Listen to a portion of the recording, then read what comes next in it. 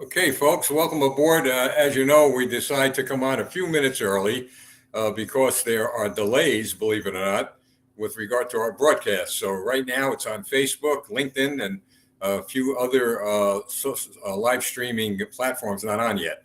So we thought before we would officially begin our broadcast at 7 p.m., I shared with you a few things that are very, very important to you in North America, especially to our Canadian friends.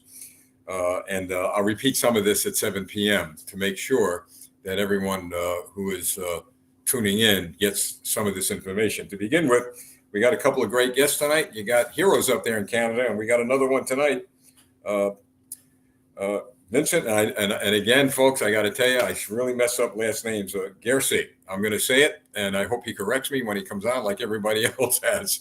But Vincent has been really involved deeply in fighting to preserve the freedom and liberties and individual rights of Canadian citizens. So we'll be hearing from him tonight. Ward Connerly is going to be on. Now, Ward, an interesting fellow. I recorded his interview with me the other day, again, not realizing that the guys here that helped me out pushed the live button. So we were on live, but we preserved that video interview. And we're going to actually play that a little later. But he's going to be talking about civil rights in America from a totally interesting perspective. How about talking about civil rights, addressing civil rights issues from a conservative perspective? I think you'll find that very interesting. Now, many of you know, if not all of you know, that we did put out a policy paper in the form of an opinion editorial to the press here in America. And then we sent it out to everyone on our mailing list, and we posted a link to it. And that was an absolute direct response to Justin Trudeau's live streaming act, that new online live streaming act that they passed that is certainly, in our view, going to hinder the ability of the people of Canada to speak up and to speak out. We believe that it's very restrictive, and we believe that it's time for the United States government to start paying real close attention to what's happening in Canada. Now, right now, you all know that we're busy here in America between a war that is taking place in Ukraine that, frankly, I've said we don't belong there. We're busy with our elections here. We're busy with the Trump indictments and on and on and on and on. A lot of distractions. But I will tell you this, we won't be distracted to the point that we're going to forget you, because we are not going to do that. We're going to be involved in a lot of things here in the United States. I'm going to be going on a unity tour.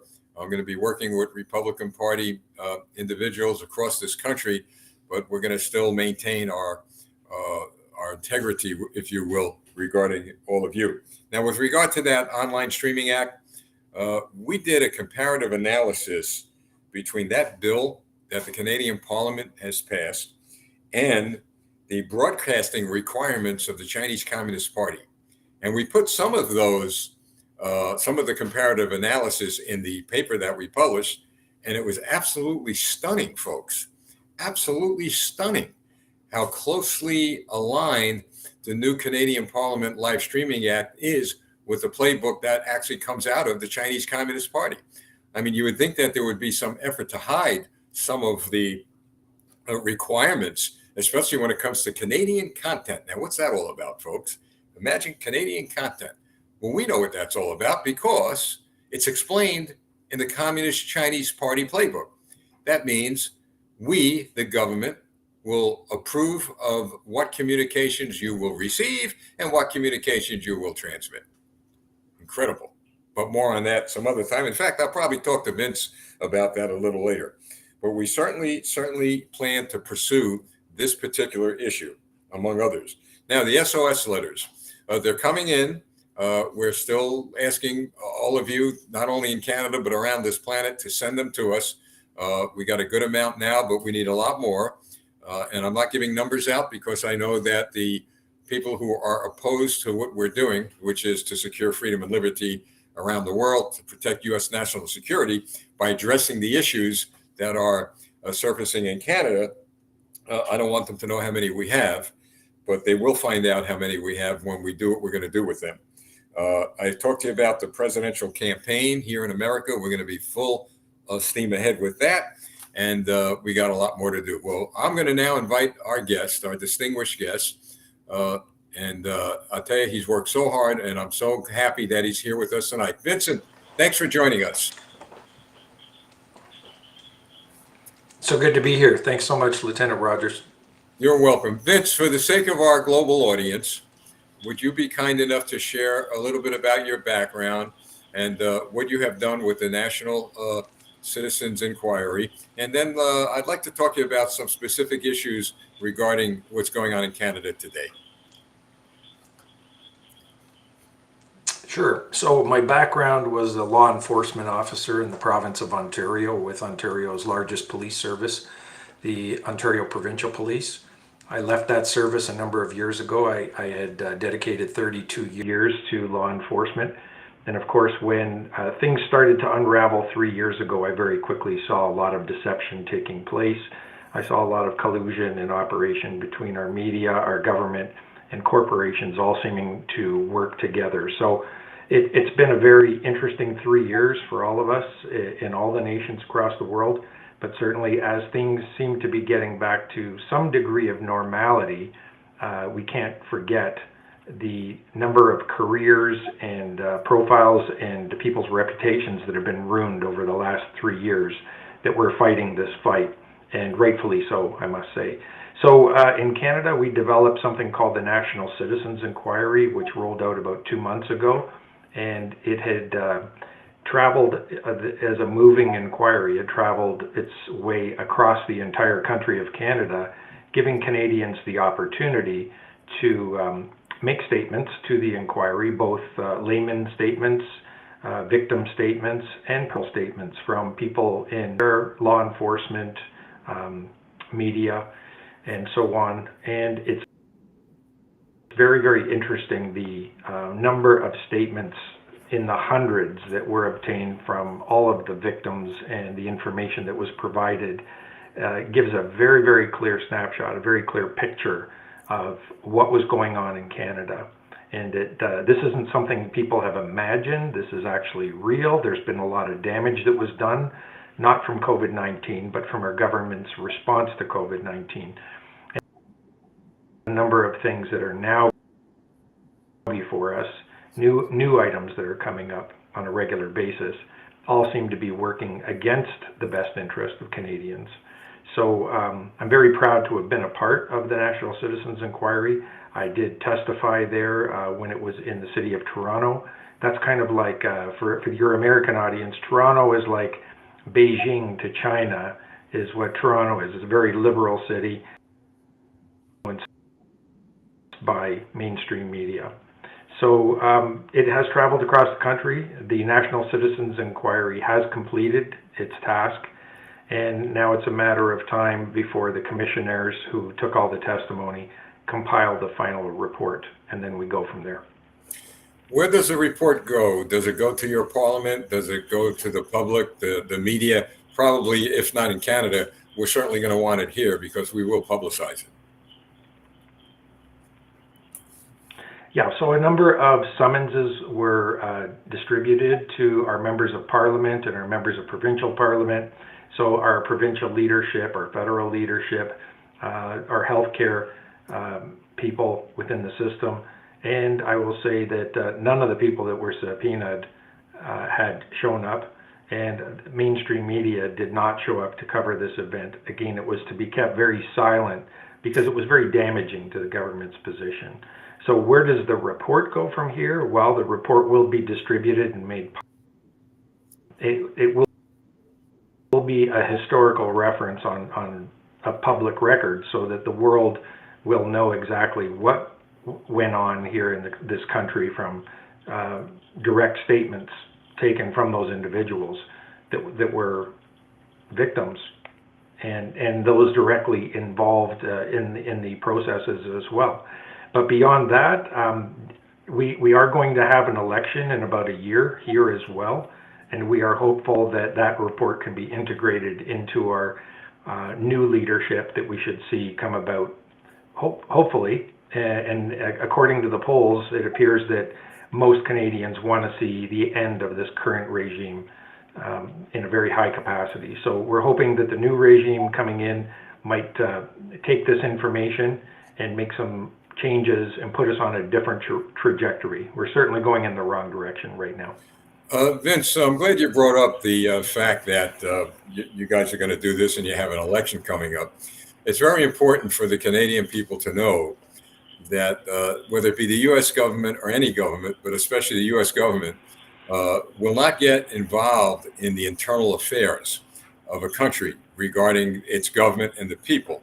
There are a lot of speculation out there as to what the U.S. government will do, et cetera.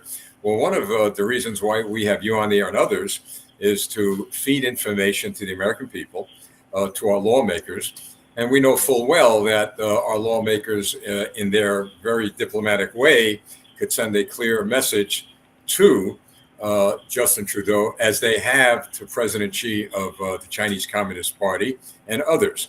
And my point is this: the saviors of Canada are going to be the Canadian people. As we have said to our fellow patriots here in America, the saviors of America are not going to be one politician or a political party or in the military. It's going to be the people. And we have seen now in America, things begin to shift. I mean, really shift towards the people. A lot of things going on here, as you know, but we see politically a big shift now coming our way. And that was the result of a few years of hard work and doing this, Vince. And I'm going to ask you to weigh in on this. In convincing the people of the United States of America to get off their rear ends and to go vote, to support candidates that support conservative values in this country. Well, they finally woke up and did that when, Vince, when the policies on the left were beginning to affect their children and grandchildren. And of course, all credit to the moms across America, because they're the ones that raised hell over this and galvanized this country. So can you speak a little to that? I don't know what your polling is or who's voting and not voting in Canada, but I'm just assuming, and if I'm wrong, feel free to correct me, that you have the same problems we have with people just more interested in maybe out in Canada, hockey, here, football, than in the freedom of their children. Vince? Yeah, you're absolutely correct. What we notice is until the fire is lit under you and until the shots are fired coming your way, most people just glue themselves to the couch and we don't see a lot of activity. We did see that with the trucker convoy that took place over a year ago. It's not until the heat gets hot enough that people finally start to react. And things are starting to cool down a bit, so that's a little concerning. But I will say there's a number of new issues that are creeping up. And I'm very proud to see that a substantial number of Canadians are beginning to wake up. They are beginning to realize that it's their voice and the unity of people within our country to come together to say no to whether it's the ideology that is working against us, whether it's decisions that our government's making is certainly going in the wrong direction. We are up and unite and say no. And we're starting to see it is having an effect. It's having an effect in our small communities, and that is creating a ripple effect. So whether it's the issue of gender ideology, the issue of our corrupt government with more Chinese interference, whether it's an issue of wildfires being set in our country, clearly by some form of arson, turning into part of the country burning down, and at the same time our media and government claims that it has something to do with global climate change, which is quite ridiculous, including Bill C-36, which is the gun grab. Our government intends on confiscating a vast majority of the weapons that lawful Canadians currently own. And then there's distraction issues. But Canadians are beginning to see through this, and they're beginning to say, we've had enough and we're not going to tolerate this. And I'm seeing on the more local levels, it is having an impact. It is having an impact where your local councillors, mayors, treasurers, and trustees are starting to listen to the people, because we're starting to form the majority now. We've started to get vocal, and it's having an effect. You know, the Canadian people can't, and I hope they don't lose focus on the fact that they're winning. I've said this all along. That truckers convoy just didn't light a fire in Canada and in America, but it lit a fire worldwide. To see a peaceful protest with the amount of people and the way the Canadian people behaved versus the way the government behaved sent a clear message around the world from the start now that the problem wasn't the people, the problem is the government. And so I hope they don't lose focus on that. Now, Vince, with regard to, well, here's something interesting that I want to bring up. Look, like you, I'm a career law enforcement officer, and it was very troubling for me to see police officers, and we have the videos during the truckers' convoy, using excessive force at times, and then a block or two away, smashing the windows on some of the property, trucks of people who walked to the protest. But I want to make one thing clear, and you're in a better position than I am to do this right now. I believe, like here in America, because we do have bad cops here, but I believe the majority of the police officers in the United States and Canada are good people. They've got families, they work hard, they're caught between a rock and a hard place. I just don't believe that the majority of them are in support of the government, but you and I full well know that they're caught in a very, very difficult situation. Could you weigh in on that? Because people need to hear it from a cop like yourself. Yeah, well, I was just going to make that point, and you started. So, yes, we have the majority of law enforcement officers are good people working in a bad system. That's the problem that we have. And I can tell you without hesitation, one of the reasons the system it has, I'm going to use a very short, simple term, and I call it the yes men. You know, I've known since the beginning of my career, and I've watched it happen over a 32-year period, that those individuals that are very quick to say yes to their command staff without question, who don't ever dare question, who just want to make sure that they entertain their command staff appropriately, they are the individuals that will be slated very quickly for positions of advancement and promotion throughout the system. And those individuals who question authority within management ask questions and just say, why? You know, you're just asking basic, simple questions. That creates a lot of heat, and that will inevitably be an end to your promotional process within your career. You're really not going to go through the advancement processes if you're asking questions. And there's no shortage of issues in emergency management that come up that would need to have questions asked. It's very appropriate for people to ask questions and say, maybe we're not doing the right thing. Maybe we need to discuss this issue, and maybe we need to look at some factors that we may not have considered. And as a result, our promotional process has promoted those yes men who were willing to turn a blind eye and always say yes to the managerial position. And as a result, when these lockdowns came down over the last 3 years, we saw it was more so the orders coming down from command staff to agree with or oblige the officers that were being somewhat heavy-handed and, quite frankly, in violation of their oaths. And this was just unacceptable. So when people ask, how is it that this was possible? How did it happen? I say that this is a very, very integral and important part of the problem that we were facing. People just don't have an opportunity to say no or not take the government's perspective or permission on it. Everybody's just following orders all the way down. At some point, you need to have a fire break where you say, wait a minute, that's not what we're designed to do. We don't operate like that. And I think a good example of that in your country is the sheriff's program, the constitutional sheriff's program as well, where the sheriffs are very aware that those citizens that have elected them and the constitution of your country is your primary law, not what somebody from Washington is telling you to do. Yeah, you're right. Sheriffs are actually defying governor's orders regarding the Second Amendment.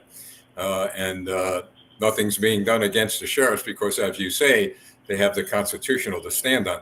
But Vince, I'm going to tell you something. What you just articulated is probably the most brilliant and best way of answering this. I mean, that's the first time I heard. You think you've heard it all, but the way you framed it, good cops in a bad system. Man, I'll tell you, you nailed it. I appreciate you doing that. I mean, I really do. Vince, I want to talk to you about the fires. Of course, the Americans weren't paying attention until we started to suffocate.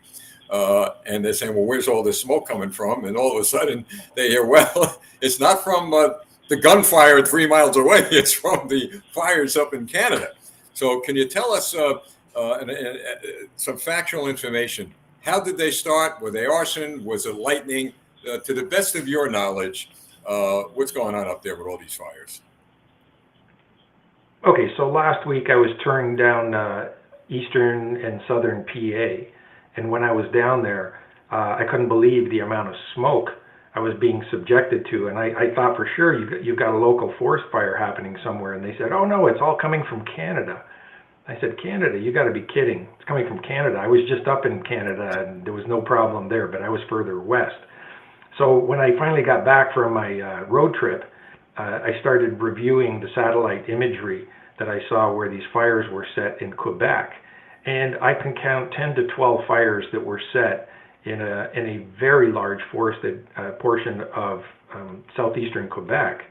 And looking at the satellite imagery, the skies were clear, there was no clouds around, the weather was clear and fine.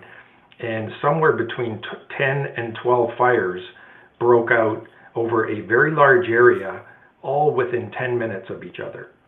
That is just impossible to happen in nature, absolutely impossible. So there's no doubt in my mind this was an arson. And we've had tremendous amount of wildfires happening out in Western Canada in the province of Alberta, and a number of people have already been arrested and charged with arson in relation to those fires. So there's no question that there's a nefarious agenda rolling out. These fires are all being set across the country and elsewhere around the world. But in Canada, to have this many fires happen in such a short period of time where arson is involved, and our media and listen to our government, federal politicians, say that this was all as a result of global climate change. This is absolutely ludicrous. It's false.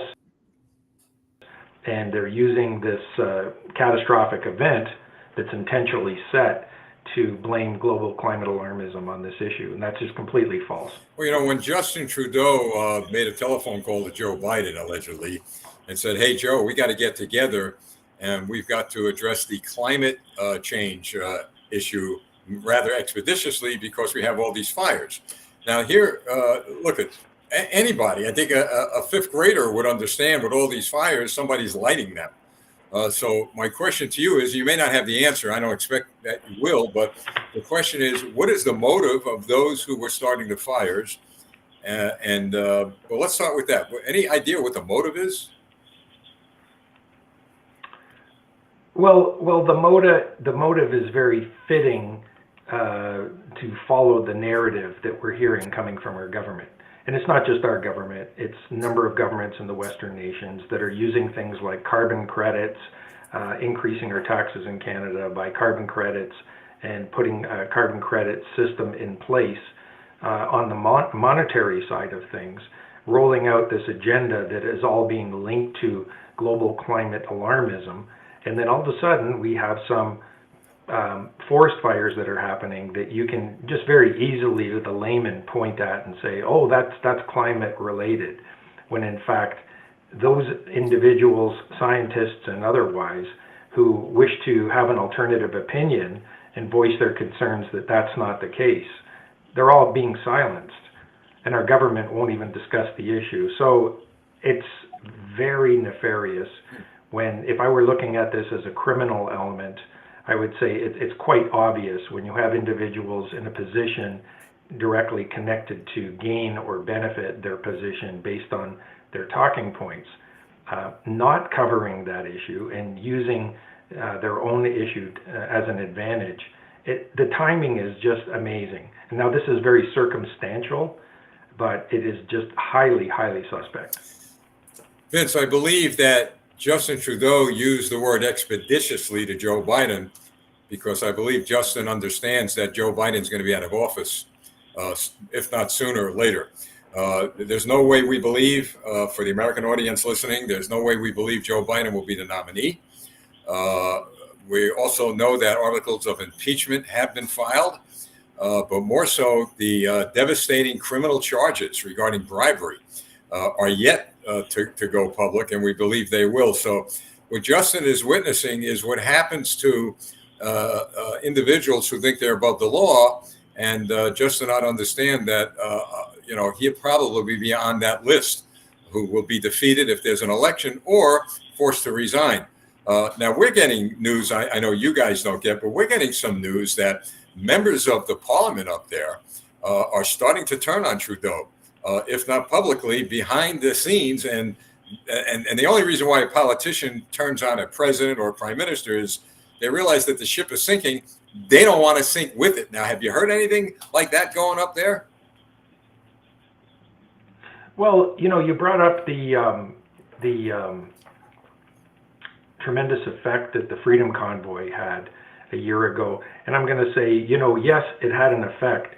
But another thing that had tremendous effect was the government's response to the convoy. So the government's response to that was to violently go after, put the police violently after peaceful protesters and the freezing of a number of people's bank accounts that were peacefully protesting. So Canadians are waking up to watching what's taking place and saying, wait a minute, this is completely off. And so the government itself, whether in your country or in our country, quite often the government is doing things that is in itself bringing attention and waking up people of our country to say, what the heck is going on, just by watching the blunders that they're creating. So it's not even a question of my having to tell people. Yes, there are a lot of people who are asleep, but there still are a lot of people who do use their critical thinking skills and can understand and say, wow, this is just completely wrong. And I don't believe that given the agenda or plan that seems to be rolling out through the World Economic Forum, these aren't the brightest bulbs in the tree that are really running our countries. They're not. And they're making incredible mistakes and just showing how ineffective they are. And it's quite hard to miss. You can't not see it. So it's becoming pretty obvious. Now, on the election side, there was an election in the province of Alberta about 2 weeks ago for the new premier. That would be like a new governor of state in your country.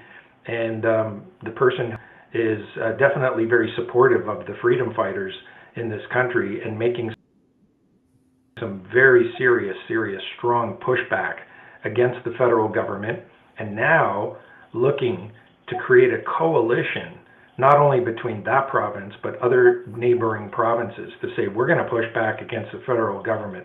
Let's unite. And we're starting to see that happening. So I see a lot of good news coming.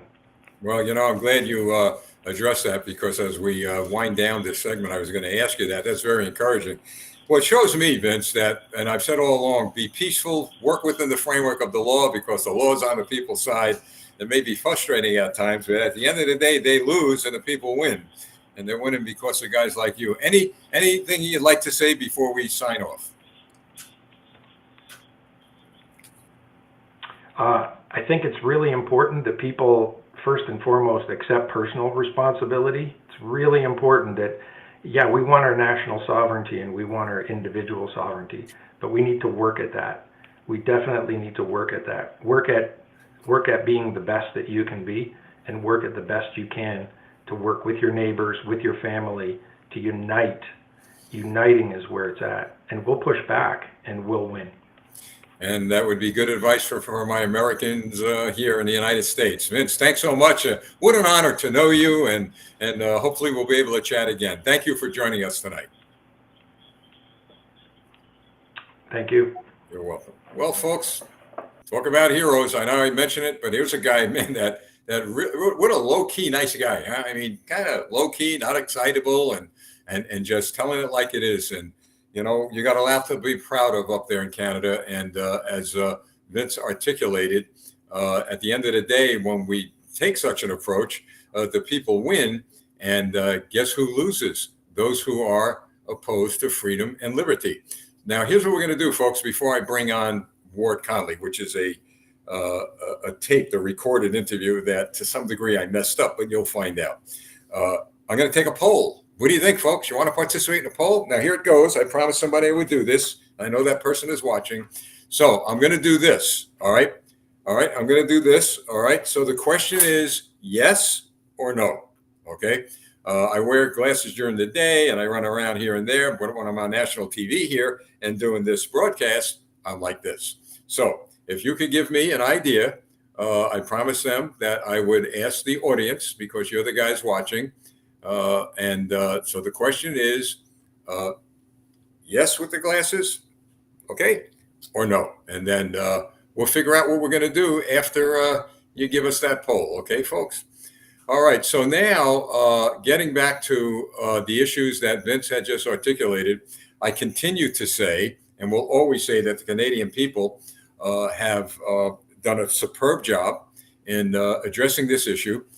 Don't be distracted from rumors and propaganda. I've got people calling me, and I'm glad they are, or emailing me. Is it true that this is happening? Is it true that that is happening? And we're able to get information to them saying, look, don't believe this. Yes, that's true. Because what's going to happen, folks, is there are agitators out there that are looking to hijack the narrative of the people who are truly interested in fighting for freedom and liberty. I see it every day here in the United States. I can't begin to tell you the hundreds of emails I get, videos, and all kinds of stuff.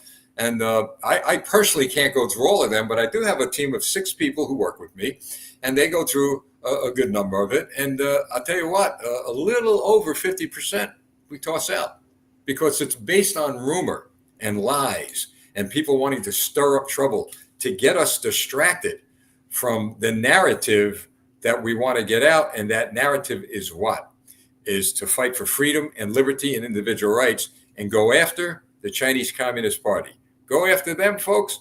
We're going after the leaders in this country, in Canada, and in other countries of the world that are fighting against our individual rights and freedoms. So once again, before we go to our next guest, yes or no, please let me know. I'm only doing this because I promised somebody I would do it, and I always keep my word. Okay, yes on, no off, yes or no on. Now, folks, one other thing. I want to get to something here, and this is important. Let me see if I could find it. Okay. Now, folks, this little scroll down there. I don't like doing this, but more and more I see where our expenses are growing. I've always said, pay your bills first, take care of your family.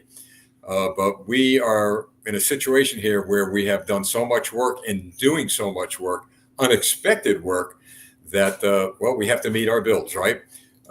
We are trying to get some new software for our studio here. We want to stay on the air. We don't want to go anywhere. And we're doing a lot of things behind the scenes that a lot of people are not aware of. We're not going to tip our hand publicly. But if you could be so kind enough to consider sending us a contribution. Now, we do, you go to our website there, it's thepatriotdesk.com to donate. Now that'll send you to, I believe, a platform where you could use your credit card. Now we do have, we are, available on PayPal.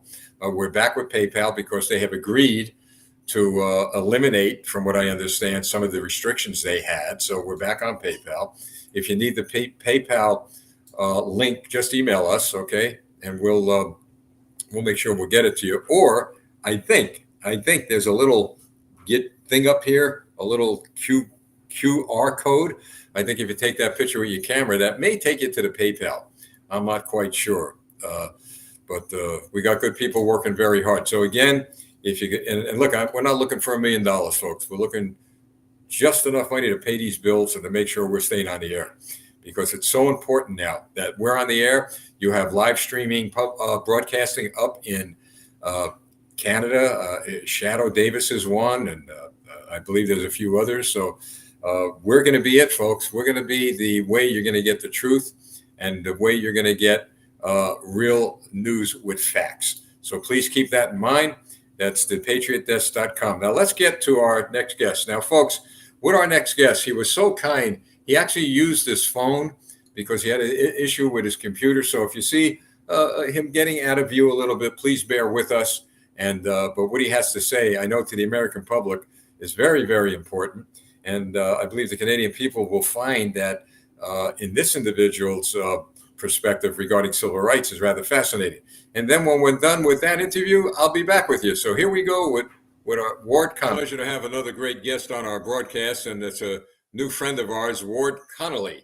Ward, I probably messed up your last name, so please forgive me. I have a habit of doing that with a lot of people. Just stick an R in there and you'll be all right. Great, thanks. So Ward, for the benefit of our audience, we have a global audience. Would you be kind enough to share pretty much who you are and what you're doing with regard to a lot of the challenges that we have here in the United States and around the world today?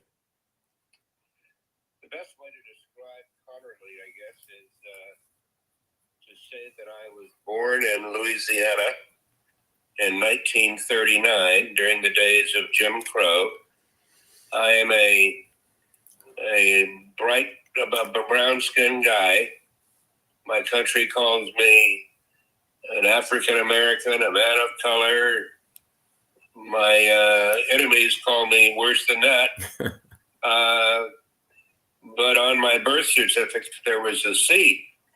That C was for colored. And as a colored guy, my ancestors were black, white, Native American, Choctaw. And I had the misfortune of my mother dying when I was 4 years old. My mother and father had divorced when I was 2. The Louisiana Supreme Court decided to put me in the custody of my maternal grandmother because they did not think that my father was suitable. My biological father was suitable to be my parent, my custodian, rather. And we, along with many other colored people, transferred from Louisiana into Bremerton, Washington in 1945, after the court had turned me over to the maternal side of my life. And we stayed there for 2 years, moved to California in 1940, late 46, always in search of greater freedom. My family was a very independent family. My grandmother, maternal grandmother, had owned a restaurant. And my Uncle James, who was the husband of one of my aunts, loved to hunt. Didn't know anything about the Second Amendment, but you try to take his gun away and you were going to have problems on your hands. But he loved to hunt, moved to California, and I've been in California from 46, late 46, until 2017, at which time I moved to Idaho, Coeur d'Alene, in search of a liberty state, in search of more freedom myself. But while in California, I had played a very active role in politics and become a very close friend of Pete Wilson, who became governor. And then he inflicted on me a 12-year sentence as a regent of the University of California. And during that sentence, which was public service without compensation, I became familiar with affirmative action. And I learned that the university was actually assigning points to applicants. We divided students into food groups, if you will, Steve. There were black, white, Native American, Latino, and Asian. And the Asians and the whites were treated differently by the University of California than the underrepresented minorities. If you were a California resident and you were one of those individuals into one of those underrepresented groups, you could get as many as 1,250 extra points when you applied to the university. which meant that if you were white or Asian, you would need about a 4.2 to be competitively admissible. But if you were an underrepresented minority, you could get in with a 2.8. So that's a C average compared to an A plus average. Ward, can you please excuse me, can you move to your left a little and we'll get you right. There you go. We're back in the center. I'm sorry. Go ahead. Okay. And I found that to be discriminatory. The university had a policy that we do not discriminate on the basis of race, sex, color, ethnicity, national origin, sexual orientation, disability. It was a lie. It was a lie. And so I felt that I could not sanction serving an uncompensated position and lying about it. As the fiduciary, it betrayed my responsibility to protect the university from lawsuits. It's a great institution, but it was engaging in some hypocritical activity, all in the pursuit of diversity. And that's when my public life really began, Steve, and I challenged this system. And very shortly, the challenge I began in 1994 as a regent will begin to pay off for the people, because the Supreme Court is now looking at two separate cases, one involving affirmative action, I call it race preferences, at the University of North Carolina, a public institution, and Harvard, a private institution. And the court will hand down its decision before the end of June as to whether the use of race in affirmative action is constitutional.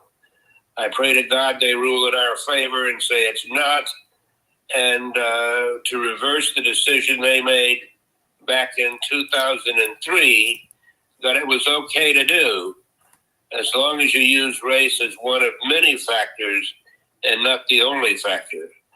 Since that time, I think we've all learned that when you give a bureaucrat the ability to use race as one of many factors, it becomes the factor. And as a result of that, right now, if you are a parent of an Asian student or a white student, and you want to go to a California institution, you better go out and take a second mortgage and send them outside the state, because they're probably not going to be admitted to most institutions in California. We have a lot of community colleges, one within every man, woman, child, dog, cat in the state. We have 22 California State University campuses. We have 10 University of California campuses. A lot of kids work very, very hard to earn their way to UC Berkeley, Los Angeles, San Diego. Those are the jewels in the crown of the university system. Competition is very keen. As I've said, you need a 4.2, which is an A+, with a lot of extracurricular activities in order to be admitted to one of those. If your kid doesn't get admitted to one of those, then they're going to have to go outside this state. That costs money. So that's what I've been about. And I'm hopeful and praying that the Supreme Court understands the magnitude of what it allowed over the years in the form of affirmative action. Nothing affirmative about it. It's a form of legalized discrimination, which is against the law, but it's practiced nonetheless because people believe that they're doing God's work by admitting more minorities. And I want everybody to be admitted without regard to their color or their ethnic background or their race. And that's what I'm doing. That's very commendable, Ward. I could tell you, when I joined the military back in the 80s, I actually was a commissioned officer. I saw something fascinating that I did not see in the civilian world, as you just articulated. I did not see in the U.S. military, when it came to the officer ranks and even the enlisted ranks, standards get lowered to accommodate minorities. I did not see as you say, the affirmative action issues implemented in order to just fill ranks. But what I saw was the best and brightest come forward, no matter what race, color, or creed, all equally taking the same tests, the same officer boards, and then getting promoted based on your character, based on your talent and your skills.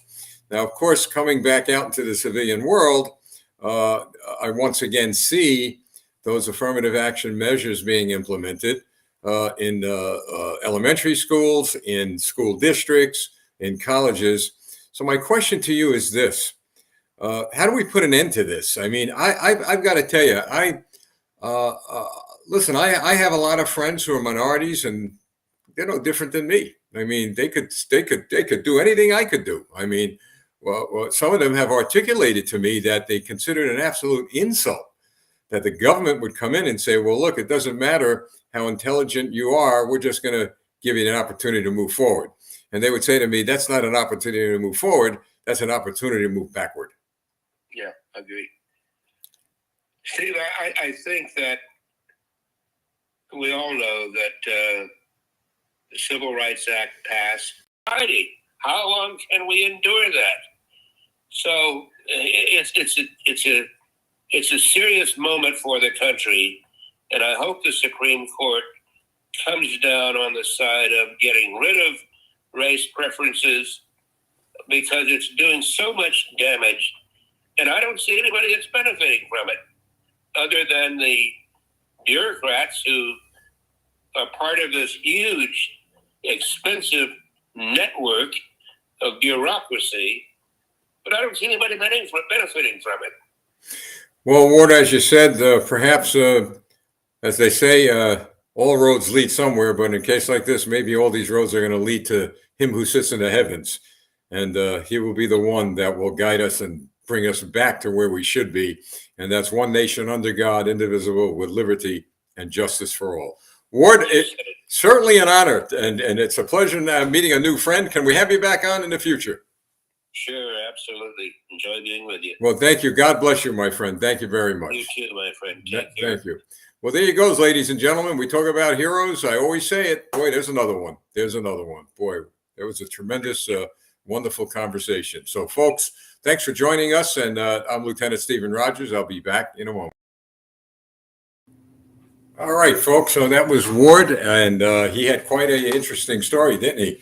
So these are a lot of issues that we are facing here, of course, in the United States, many in Canada.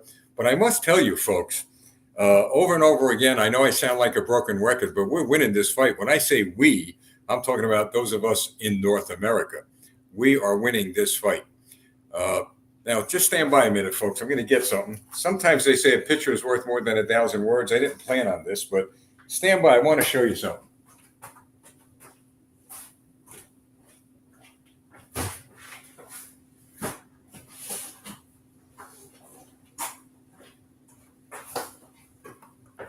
Today, there's over 1,000 letters from Canadian people, from American people, from people around the world. Just in this one, this is today. So we add this box to the other 20,000 that we have, a little bit over 20,000 now. So you are responding, and things are doing real well. But we're going to need a lot more. Okay, let me just put this back, folks, so I don't lose it.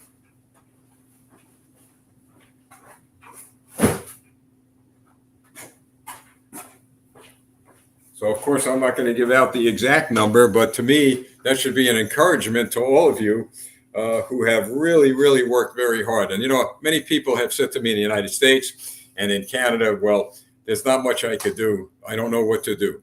Well, if you're in a situation where you can't write a letter or you can't participate in something where you can't give a contribution, but what you can do is pray. You can pray.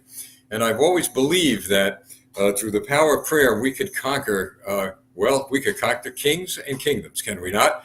If we just read that Bible, folks, I'll tell you what, every single king in that Bible who turned against God and the way he wanted government to be established. And by the way, when you read the Bible, you'll find out that God established governments that would be what?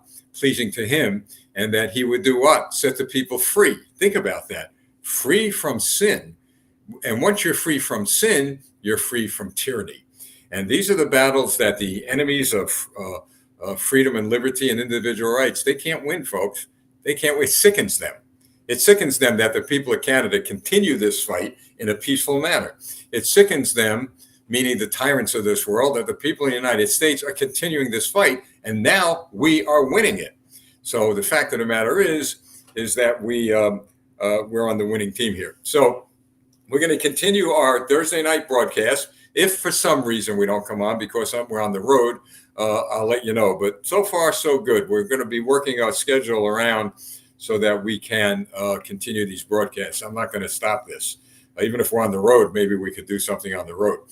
And more so, I'm more determined to keep this thing going over the response that I received from American citizens over that paper we published. I mean, that was an astonishing response. I didn't expect it because, frankly, with all the problems we have here, I didn't think that the American people were going to focus on what we were sending out to the degree that I now understand. So this is great stuff. So, all right, folks. So I see the polls are coming in, and it looks like the noes have won. So I'm gonna stick this way, folks. But I kept my word. All right, so folks, that's it. So we're gonna a huge. Well, yeah, figures. The person who asked me to do this has a big yes. Probably the only bigger yes that I've ever seen. What a guy. All right, folks. So listen, next week we'll be on with some other great guests. And listen. Don't be discouraged. Easier said than done? Yeah, you bet. But I'm going to tell you what I read this morning, and then I'll sign off, all right? You know, I read something this morning because there are times, believe it or not, that I get a little discouraged. And there are times I say, boy, where are we headed with this? But then I'm reminded, not by man, but by God. And sometimes he leads you to a place to read something. And here's what I read this morning. And please keep this in mind when you are looking at things and sensing things. This is what I read. It said that keep in mind this. Don't let what you sense, don't let what you see, don't let those two things, what you sense and what you see, overcome the faith that you have in God. Astounding. I read that and I said, you know what? I see this. I sense this, but I have enough faith in God. So I say that what I see and what I sense is not going to happen. And that really struck me because, folks, you and me, I'm going to put you and me in the same pile. All of us are being tested today, right to the limit, are we not? I mean, I really believe that. We've talked about this as being a spiritual war. Well, what do you expect in a spiritual war? Well, I think many of us, and at times me too, didn't expect the onslaught that was going to come our way. I'm talking about not physically or mentally or even emotionally. I'm talking about spiritually. And if the forces of evil that are born in hell by Satan himself want to defeat us, number one, he can't.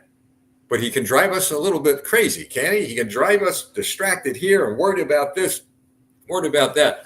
So I'm going to ask you to do me another favor. And this involves you all along with God. Because I had to do this, not once, but a few times, because I had to be reminded of something. I want you to look back, and I want you to think about all the things you prayed for and how some way, somehow, God brought your answers to those prayers.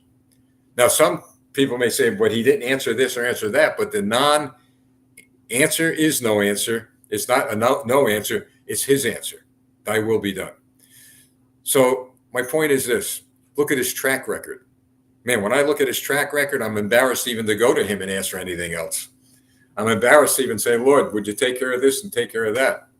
And I actually fight myself doing that. But then I'm reminded that that's exactly what God wants you to do. Exactly. Lean not on the arm of flesh. Lean on him and let him do his work. And he will. For you, I'm talking about. For you. All right, folks. So that's it. So keep us in your prayers. Now, our guide here was able to give us the PayPal thing. So if you'd like to do that, that would be a big help. And that's it, folks. It's an honor to be helping you. We're going to stick with you, not as long as we could, but we're going to stick with you forever, because this is forever together.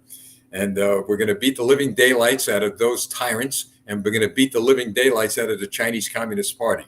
And we're going to let everyone, at some point in time, I'm going to come to Canada. I want to come to Canada, and I'm going to try maybe after our national elections in November. I want to be able to come there, and I want to just say 3 words with all of you. All of you. In fact, we'll face Washington, D.C., and we'll face your Parliament Hill, and we're all together going to say, let freedom ring. God bless you, folks. Thanks for joining me. Now, I think Shadow Davis is on. Good guy. Make sure you tune in to him. See you next Thursday, if not sooner. God bless you, and have a great week. I'm Lieutenant Stephen Rogers.